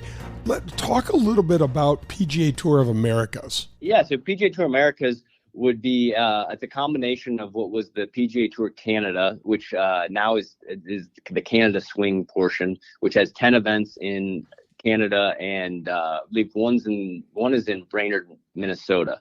So you got those 10 events that are the second half of the PGA Tour Americas season, and then the first half, which we're in the middle of right now, is a 6-event kind of swing through Latin America, events in Peru, Ecuador, Colombia, 2 in Mexico, and they make up a 6-event swing. So ultimately, those 16 events lead to 10 guys being promoted up to the Korn Ferry Tour. And as I was kind of mentioning before, just helps to continue to the overall theme of the pathways, which is an efficient flow of players up towards the PGA Tour with their merit-based kind of play.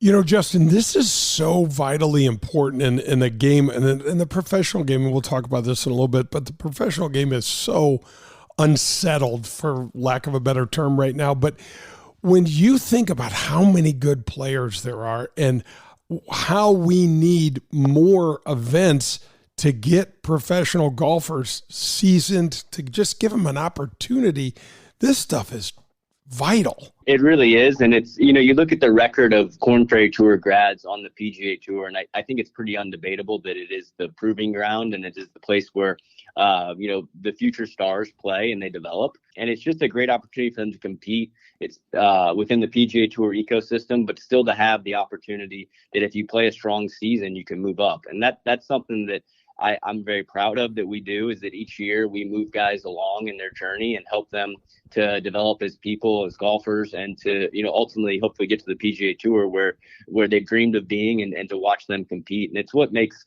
the PGA Tour, I think, such a compelling product. When you look at the Korn Ferry Tour, each week you've got someone who ultimately can change their life with a win.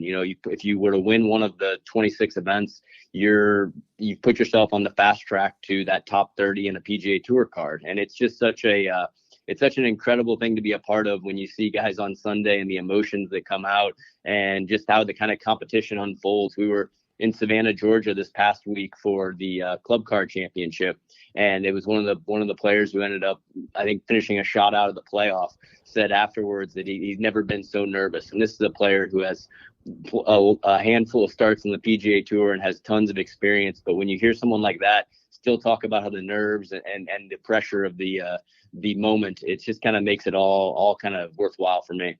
Oh, and same for me. And Justin, I tell people, future Hall of Famers are playing on the Korn Ferry Tour right now. Future Ryder Cup stars. I mean, it's happening. That's how good the competition is, and that's how few starts there are for the young guys. That's 100% accurate, Jay. And a cool thing about the Korn Ferry Tour is just the accessibility you have to the players.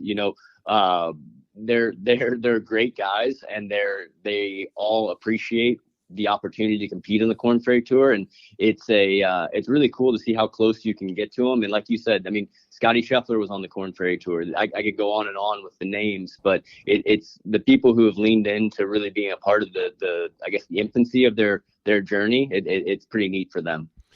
And I think, Justin, it's super cool that the Q School now is not only a Korn Ferry feeder, but it has an opportunity that if you're in the top 5, and being in the top 5 at the Q School, man, wow, that is such an accomplishment. But that'll get you a PGA Tour card now. Yes, yeah, and we host it here at TPC Sawgrass Dyes Valley, as well as Sawgrass Country Club, and it creates a ton of drama, like you said, when you're talking about 5 PGA Tour cards on the line. The next, I think it's roughly 45 guys, 40 guys will play the Korn Ferry Tour, and then the rest of them have conditional Korn Ferry Tour, or now have the ability to go play PGA Tour America. So ultimately, that Korn Ferry Tour, the Q School, replenishes kind of the cycle and the influx of players into all of the properties. I'm visiting with Justin Bardgett. He is the Director of Player Relations for PGA Tour Pathways. So, Justin, I think it's so in the mixed up pro game that we have right now with LIV and all of this stuff. It's so important to me that there's a meritocracy, meaning there's cuts, there's ways that if you play better, you're going to get noticed and you're going to get where you want to. If you play well enough, you're going to get where you want to be. No question, Jay, and that's kind of what has set the PGA Tour apart over history. Is even compared to, I would say, I guess some other professional sports, which you're very well versed in, is ultimately you earn what you earn each year and each week, and it makes it a compelling product. It makes it a brutal game at times, but ultimately, like you said, at the end of the day, if you have guys who are winning. They're growing their career. They're taking care of their families, and they're advancing. I think that's what makes these kind of stories so intriguing. I mean, you look at a guy with Missouri ties, Peter Malnati, a couple of weeks ago at Valspar. I think anybody who's passionate about sports would have watched that interview, and you'd have a hard time not getting a little emotional because you just know what it meant to him, and he'd been grinding for so long, and just to see him win and how that was even further going to change a guy like his life. I think it's just what it's all about. Oh, so much so. And Justin, so let's tell the listeners just a little bit about the maturation process. Everybody thinks it's just like, oh yeah, it's golf. It's so much more about balance in life and having the best players and the guys that make it the longest have more of their stuff in order than anybody else, in my opinion. Yes. I mean, I would say, yeah, I think that's a great way to put it. I look at even when I was recruiting guys for college golf and, maturity, I think was one of the biggest factors that would separate your top 20 guys in college golf from the rest. And I think it just kind of amplifies further when you transition to pro golf. You're out on your own. You don't have a college coach or team with you each week. I think it's not surprising to me when I look at the guys who I've become much closer with. I coached Adrian Dumont de Chassart, who last summer comes out on the Korn Ferry Tour, wins his first event, loses in a playoff to another PGA Tour U grad, Ricky Castillo, in his second event, ultimately earns his PGA Tour card. And I've had several people ask me what makes him so good. I'm like, well, first off, he's a world-class player. That you can't really hide the talent part at that level. But more than that, he's a good person, but he's mature. I tell people I coached him for 4 years at Illinois, and he was a professional golfer playing in college. And just the way he handled himself, the way he went about his business, his work ethic, knowing who he was and believing in himself, I think that those are all common factors. And it doesn't mean that it's when you turn pro, if you're not mature and established, that you can't have success. I think it ultimately is something that develops at different points for everyone. And, in my role in college and now, I'm just trying to do what I can to let guys' talents take over and to help them just kind of learn and grow along the way. It's interesting, Bud, because this is all part of the Tiger Woods effect and the fact that we're playing for so much money. Because back when I was going to college, it was still, the PGA Tour was our goal, but I mean, we didn't play for any money. It wasn't like you thought that there were, potentially millions of dollars on the line if you did really well. I mean, what a young man has to look forward to in professional golf now, it's generational type money. And so, these kids are serious about it by the time they're 15 years old. It's so true. And like you said, the Tiger effect, you've got top athletes at a younger age that are gravitating towards golf, which is a great thing for the sport. And you even take it one step further than what a great time to, you look at financially to play professional golf, but you look at college golf, I want to say 9 or 10 events are on Golf Channel. You're playing tournaments that are held at the same venues as PGA Tour mainstays, as well as major championships. And I think a little bit of it's a great time to play college golf. It's a great time to be a professional golfer. A lot of opportunity out there, and it just kind of shows the development of the game as a whole. And I just hope that, I guess for lack of a better word, hope we can get out of our own way and get back to just kind of fostering that growth. Yeah, absolutely. I'm visiting with Justin Bardgett, who's the Director of Player Relations for PGA Tour Pathways. And I think a lot of what you're referring to, at least what popped up in my mind, is a great St. Louis company like Worldwide Technologies that's now doing the thing in St. Andrews where we play the British Open, the Open Championship, and they do that college event over there. And it's amazing with these NIL things and the different opportunities that have opened up for amateur athletes, how these companies are jumping in and changing that landscape. I mean, you've been in this job for I don't know how long, and your head's got to be on a swivel, man, with the change that you've seen. Yes, it's definitely been an interesting time to get into what I guess is more the business of professional golf.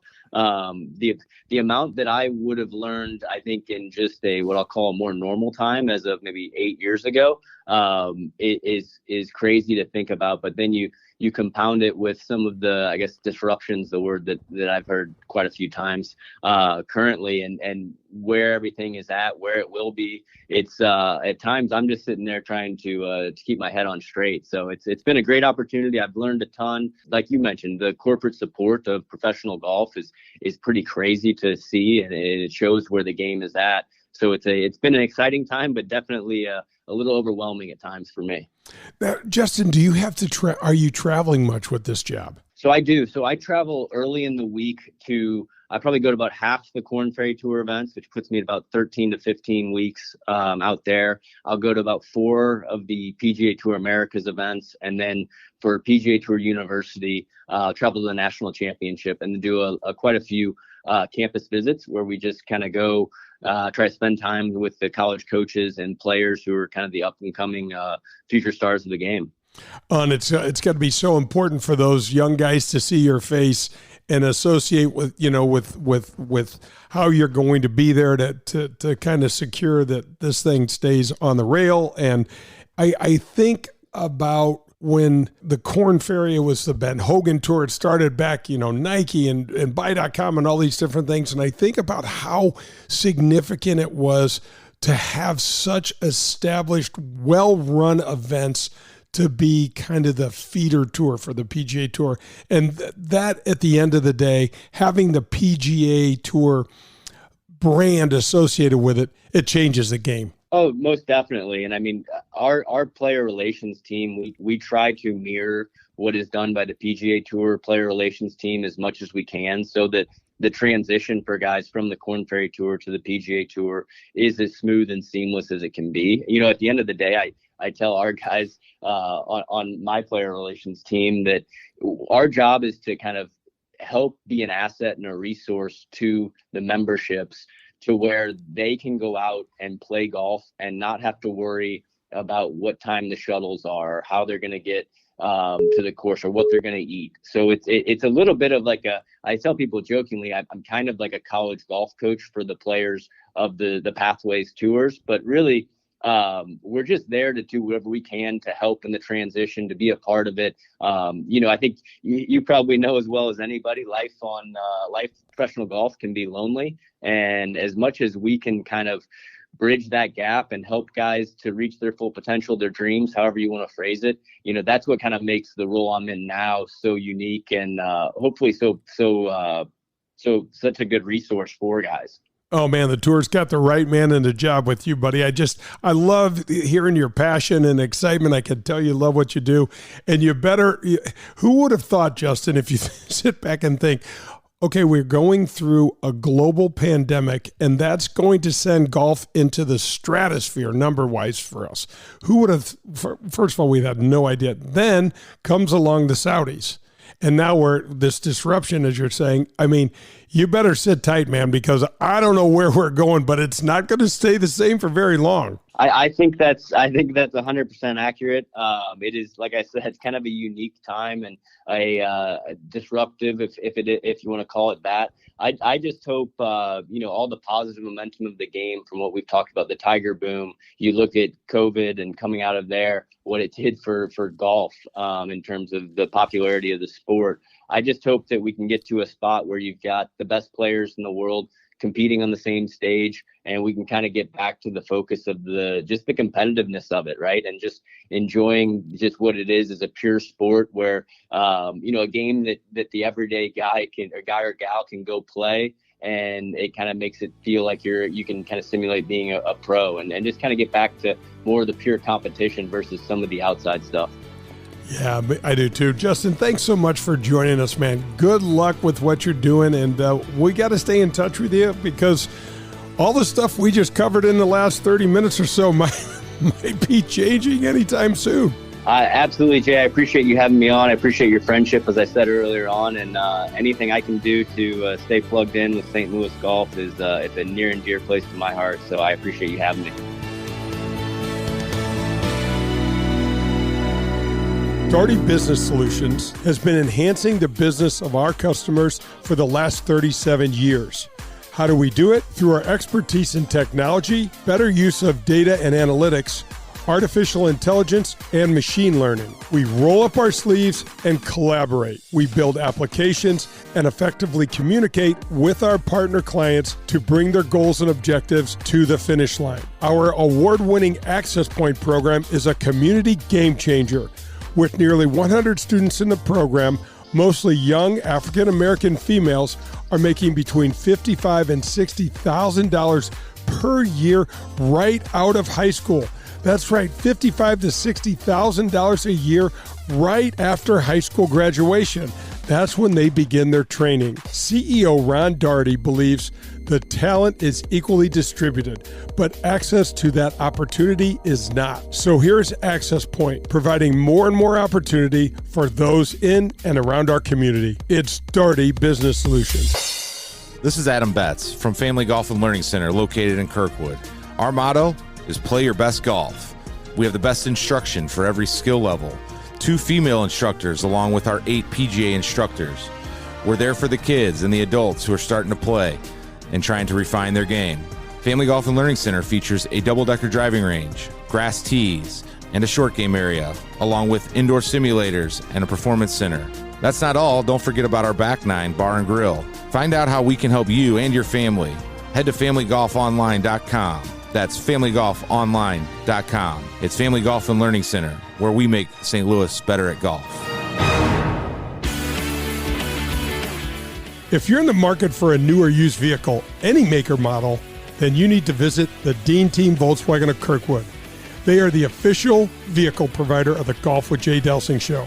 My daughter and I both drive vehicles supplied by Colin and the Dean Team Volkswagen of Kirkwood, and it's because we know we can trust them. They made the car buying experience painless and easy, and their customer service is second to none. Every single step of the car buying experience was taken care of for us.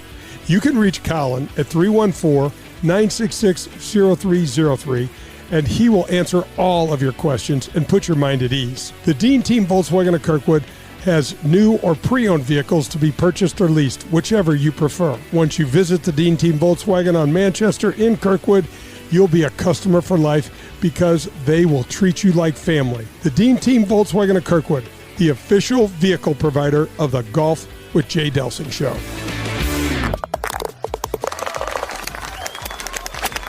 Hello, friends. This is Jim Nance, and you are listening to Golf with my friend Jay Delsing.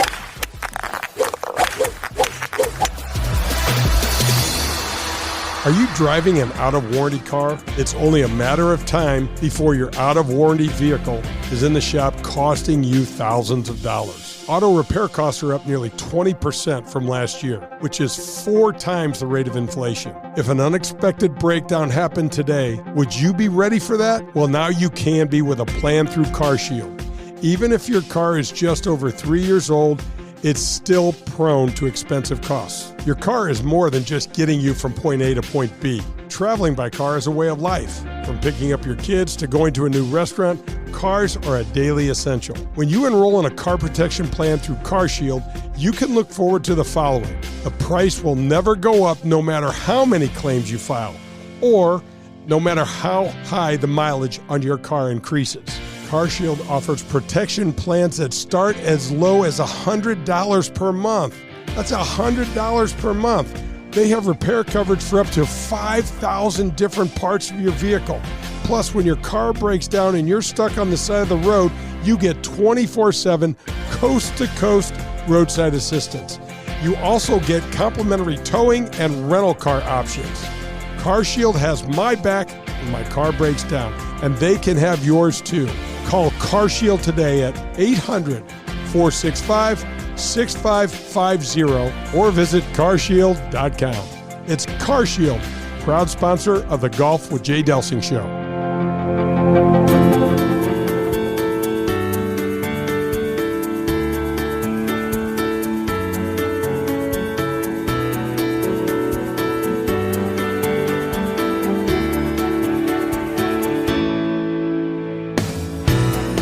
Coming to you from Family Golf and Learning Center. We're in the scoring lab. Glad that you're with us on 101 ESPN on this Sunday morning. A reminder, Golf with Jay Delsing is presented by Daugherty Business Solutions, and we're on the road to the CarShield studios here at Family Golf and Learning Center. With Jay Delsing, I'm Dan McLaughlin, and enjoyed the visit there with Justin Bardgett, the Director of Player Relations for the PGA Tour.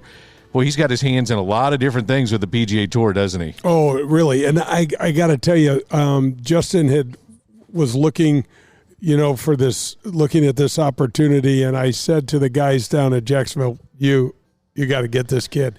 He loves the game. Got a great head on his shoulders. And in terms of being that, because he won the Missouri Amateur, he's got a golf scholarship to University of Colorado, and just he's got a great sense of the game and business, and his he is a great get for that job. Did you teach him? A little bit, yeah, just a little bit. Yeah, he's a really, really good player. His best buddy is Chris Nagel. Oh, is that right? Yeah, he and Nags played together all the time, and man, you want to talk about crushing it. Those two guys they weren't very nice to me on distance. Let's put it that way. But most people come to you though for short game. Yeah, and that's where you get them. I like the short game, and I can hold my own there.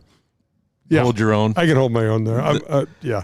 You can brag a little bit. I like the short show. game. I'm good. I'm pretty good at the short game. I can hold my own. I like it. All right, let's go. Let's move on. I got other things I want to bring up. All right, cool. I want to tell you that you are one of the exceptional people when it comes to teaching. I'm telling you, you're phenomenal with that. Oh my gosh, thanks. Then why won't you let me give you a lesson? No. Because when we go play, you're supposed to enjoy yourself. I do enjoy myself. It's got to be rough watching me play. That's enough. No, it's not. It's fun. This weekend, Zurich Classic of New Orleans. It's a team format, and this is something that we both enjoy. Yeah, absolutely, Danny. You know what's interesting? When you give these players the security blanket of having their buddy, who also happens to be a PGA Tour stud alongside of them, and they're birdieing all these. It's just insane. Are you more relaxed because you got somebody to back you up? Absolutely, you are. And the formats are good, and they get to play. I think one of the days they play a scramble and an alternate shot and things. It's really fun. It's fun to watch. So, what are the other formats? You mentioned scramble, alternate shot. What else could they do? The best ball. They do a best ball as well. It's just one of those things where you get to see these guys a little more relaxed than they typically are, and not that often in golf are you really rooting for somebody. Even though you really like them, you just don't root for everybody that often, So all of a sudden, you got Colin Morikawa and Kurt Kitayama playing together, and they're rooting for one another. So it's it's a unique event. And down at the TPC of Louisiana, down in New Orleans, you can get a lot of wind in the springtime. So There's some challenging shots on that golf course, but the boys just tear it apart. They'll be wrapping that up today as we come to you on this Sunday morning. I want to ask you about Ted Scott. He is Scotty Scheffler's caddy. You know him pretty well, don't you? Very well. He's a great guy. He's been on the show, 3 times? Yeah. Yeah. And I texted him after he won his 4th Masters tournament, and 2 with Bubba and 2 with Scotty Scheffler. Yeah, anytime he'll jump on with us anytime. I can't wait. He's made more money than Rory McIlroy on the course this year. What? Yes. Wow. Scotty's done that for him. Wait a second. Scotty's over $18 million in official money, isn't he? Yeah. Wow. Did you know that? No, I didn't even think of that. So let's see. So Scotty won. What did he win at Augusta? $4 million, $3.5. I think it was right at 4. So okay, so $4 million. So that's $400,000 for. Yeah, and you start adding up the Players Championship. You start adding up last week. Purse. You know, he's done pretty well this year. You're dumbfounded. I am. How much money has Rory made this year? Rory has not made as much as you might think. No, I guess not, because, well, we know Ted's made over $1 million. Oh, he's close to 2 now. Wow. Yeah.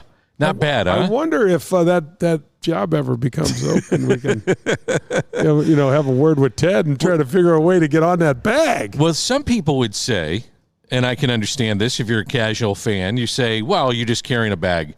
Boy, there's so much more that goes into it. You know it. Well, you got to hang out with me in a couple of the pro-ams, and that's even a bigger challenge because there's so many golf balls. I mean, how hard is it to keep track of everybody's ball? And D, I say this all the time to some of the younger guys: don't go too far ahead. Do not go too far ahead because you could. I remember. Oh man, I have never been hit. And I've been hit with a golf ball plenty of times, but I've never been hit on the tour. But I've had my caddy hit a couple of times, as both in the pro-ams, and it is tough. Oh, man, you just do not want to get too far ahead. Did you have a caddy for the better part of your career, or how did it work back then? I used a guy for probably no more than 3 or 4 years. We'd stay together. I just needed a little change of pace. I needed to keep it fresh. And it usually wasn't ever anything that anyone did, although I did have one caddy say to me as we were going up to the I was going up to the 18th hole on one of the rounds down at the Bob Hope Chrysler Classic, where he said to me, okay, just don't 3-putt. Oh. And, of course, I 3-putted, and then he was out. He's out. You're gone. He's out. Yep. He was out the next week. We had one more round to go, and I'm like, dude, you can't do that. Don't say if you're not going to be positive, don't say anything at all. Take me inside the ropes. Okay, you're 200. Yep. You got a little wind. Yep.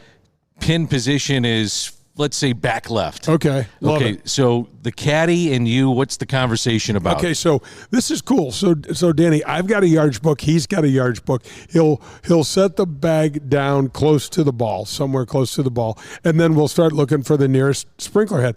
Oftentimes, if he'll go to the one behind, sometimes there's a head really close. All the heads have the yardages to the front edge of the green, right? So oftentimes, if there's one behind and one in front, I'll watch what he's doing. If he goes to the one behind, I'll go to the one in front just to make sure the yardage is right. So the numbers are pretty close. So let's say we've got 175 yards to the front, and you said the flag six in the back left. So we've got 25 yards deep. So we got 175 to the front and 25 with the pin, makes it 200 yards. So then I would ask him certain questions like, let's say D, the hole was kind of 45-degree angle going from right to left, and there's a bunker in the middle. I'll say, I've got 15 to cover that bunker, meaning 15 from the front edge of the green. That puts me one. So I'll say to him, do you like 190 and 10, 200? And he'll go, yes. Or he'll say, I checked that this week, and it's actually 12 to cover. And I'll go, okay, perfect. So you guys get it pinpointed. Oh, yeah, so it's 192, and then 192 and 8, and then we'll say how much behind it. I always ask on back pins how many, and he'll go, you got a ton of room behind it, there's 12 behind it, or he'll say there's nothing behind it, three yards behind it. So, and on the PGA Tour, Danny, the double bogeys live over the green. Mm-hmm. I'm telling you, they just live over the green. And so, what I would do is we take the wind. Let's say there was no wind and there's no altitude. So then I'd be hitting. That sounds like a perfect 5-iron club to me. Probably send it out to the right a little bit and hit a little draw in there, just depending. But that sounds like what we do. Typically with a caddy, then how much are they making off a win? So or even just carrying the bag, I should say, percentage wise, what do they get? So nowadays, it's probably $1,500 a week, and then they'd get depending on how long your guy's been with you, you'll have different percentage arrangements. It's a standard 10% win fee. So unless you're Matt Kuchar down in Mexico a couple of years ago. Remember when he tried to give the guy $500? That was awful. Anyway, that's a different and he should story. have taken heat for that too. Oh, absolutely. That was embarrassing. So it's pretty much that 10% range. So you're talking about $1,500 for your base salary, and then you're going to say, I would say nowadays they probably just go 7% and 10%. We used to do 5% on everything under a top 10, 7% on a top 10, and then 10% on a win. Sometimes certain guys, if they've been with people for a long time, they'll say we'll just go in 8% on everything and then 10% on a win. They'll They're making so much more money now, Danny. If Mike Caddy had been with me for a couple of years, he'd probably get a straight 7% and then 10 on a win. Sure. Something like that. Makes sense. And guys like that have been working for Rory for so long, I think his kid's name's Harry Diamond, I think. He probably gets $2,500 a week, plus maybe a flat 10% on everything. I don't know. But they take care of them. Not to be overlooked as we talk primarily about the PGA Tour, but on the LPGA, Nelly Korda, 5 straight wins. 5 straight amazing. now. Just amazing. And the last one was a major. And I got to tell you, she's absolutely taken their game and golf to the next level out there. It's been so fun to watch. I've been reading all about her, Danny, and they're talking about she's simplifying things, and she's also removing things that used to distract her from her plate. And we're talking about things that not necessarily on the golf course, in different parts of her life. So I think she's feeling more relaxed. She's feeling more marvelously comfortable, obviously. But, I mean, we got the great Nancy Lopez coming up on the show because she's the last person along with Annika Sorenstam that have won 5 tournaments in a row. It's amazing. So I want to really dive in about the different sort of pressure when you're chasing history like that. It's just got to be a different feeling. And mentally, you have to be so locked in to do that. Oh, totally, Danny. I mean, it's so, can't take one shot off or have a bad shot. I mean, you can have a couple, but for the most part, you can't make many mistakes for 5 straight tournaments. I know, it's amazing. And you got to putt your butt off, man. Yeah. I mean, you do not win on any tour without putting really, really well. Nelly is a specimen. She's a physical specimen. She's so physically gifted. She's strong and so powerful. She happens to be a beautiful woman as well, which is just another bonus. But when she swings the golf club, Danny, to me, it almost looks like this woman was meant to play golf. Mm-hmm. It was like this, her dad was Peter Korda, so he was a tennis player.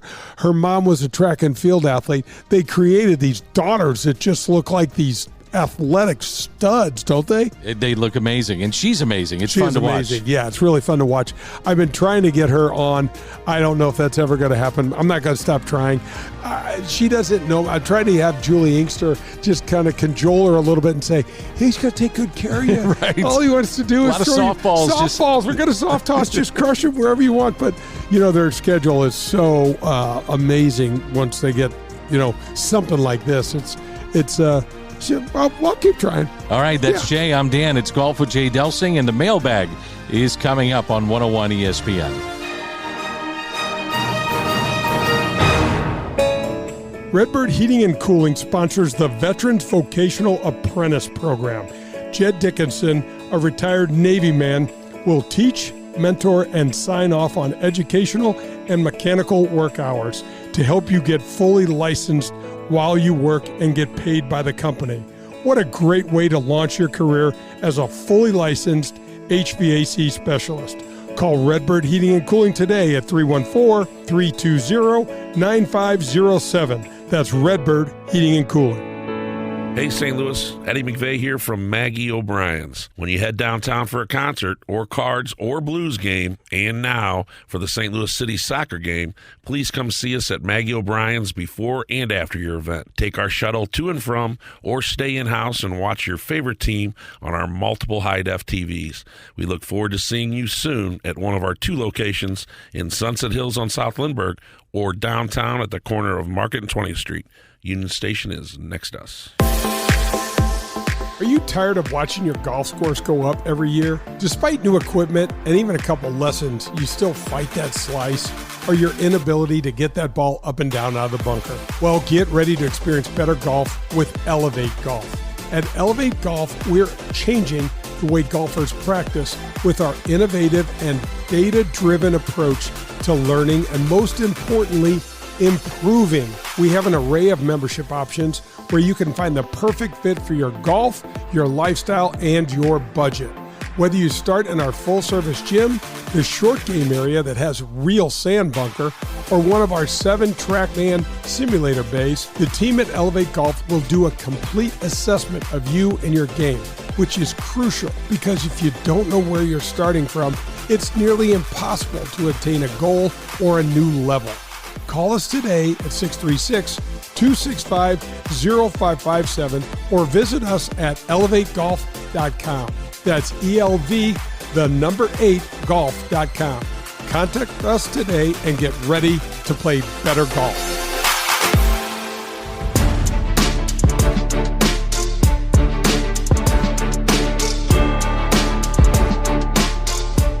Golf with Jay Delsing continues from Family Golf and Learning Center. We're inside the scoring lab. Glad that you're with us. Our thanks to Adam Betz for inviting us and making sure we're a part of his Sunday. Get things going out here at Family Golf and Learning Center. With Jay Delsing, I'm Dan McLaughlin.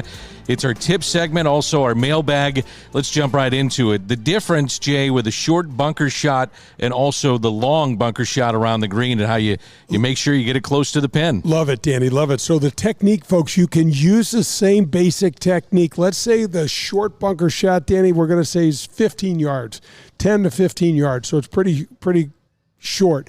You're going to have your highest lofted wedge. The ball's a little forward in your stance. We're going to take that bounce, slap 1.5 to 2 inches behind the ball, keep the face of that wedge open, pointed towards the sky, and run right through the sand. The ball's going to pop up and go right on the green. Now, the longer bunker shot, say 25, 30, 35 yards, it gets more difficult. Folks, use the same technique, change your wedge. So what I mean by that is, let's go to, so I have a 58.5 and I have a 54. I'm going to go to my 54. I'm going to have that ball up in my stance just a little bit. Same thing. I'm going to take that bounce. I'm going to splash it in there about 2 inches behind the ball, swing right on through the face of the wedge pointing towards the sky. The ball will carry a little further. It'll still have spin on it. Folks, you can use the same technique, just vary your wedges. You can get different yardages out of them. It's really, really not overly complicated. I saw you doing this over at Elevate, the training center. Yeah. So, guys, Elevate Golf, that's a great catch. Elevate Golf has that indoor bunker. It's a game changer. For those of you guys that are anxious when you get in the trap, I mean, get in there and practice. And then send me an email. I'm going to send, if you send me an email on how to get out of the bunkers, I'll send you a video on showing you how to do it. I will. Just mark my words. You send me another email on how you want to get out of the bunker, and I'll put it on video for you. That's Jay at jdelsinggolf.com. Jay at jdelsinggolf.com. Although our mailbag, I don't know if we can fill. Our mailbag fills up every week. It's pretty fun. This is Mike in South County. Various ways to chip the ball. So you're talking about getting out of a bunker. How about various ways to chip the ball? I love it. So D, when we talk about a chip, I'm going to say the chip really is probably from not long grass, 10 feet around the green and in. Okay, so 10 feet around the green and in, and it can be in fringe. It could be on low cut area like a runoff or a collection area. Guys, start thinking about using your hybrids and use them like a putter. Now, this is why this is perfect. Danny, when I was a little kid, they had these clubs called chippers. They were actually illegal. I didn't know that. But a lot of members, when I was caddying, would have this little chipper club. So they're all cheating. Right. And I don't think anybody cared back then. But it's this little club. It's probably the length of your sand wedge, but it would have the loft of like a 7-iron on it or something. And people just make, what I'm saying is, take your hybrid, put the ball slightly forward in your stance and stroke some putts with your hybrid. Now, what's cool about the hybrid is, folks, is it's got more loft than your putter. So let's say you've got a 20-degree hybrid. Take that 20-degree hybrid and get the sense of it. Now, it's going to feel different because of the weight of it, but that won't matter. You'll get the hang of it. It's going to be heavier than your putter, and the shaft's going to be a little longer. Just choke up a little bit, and you'll figure that out. You can actually stick the grip end part on the other side of your hands, and it'll be almost like a little counterbalance. It'll be fine. And what's beautiful about it, though, D, is that because of the loft on that wedge, on that hybrid, it'll pop the ball up in the air and it'll get it tumbling out of the grass a little bit and then tumbling forward. You see it all the time. I watched Zurich this week, and on Thursday, I watched Colin Morikawa on the 7th green use his 3-wood. You can do the exact same thing with your 3-wood. It'll have less loft than your hybrid, and just use your putting stroke. It gets the ball tumbling, especially off a really, really tight lies, Danny. So let's go back to that just for a moment. So where does this ball have to be positioned? You said up in your stance, but what is it? The taller grass around the green? No, this is tighter stuff. That's what I'm talking about. Yeah, when it gets into longer grass, it can be in the fringe. You can still do it in the fringe. That's kind of what I'm asking about. Yeah, but you can't be in the 3 and 4 inch grass. No. So you're going to have to get your wedge. That's not going to work.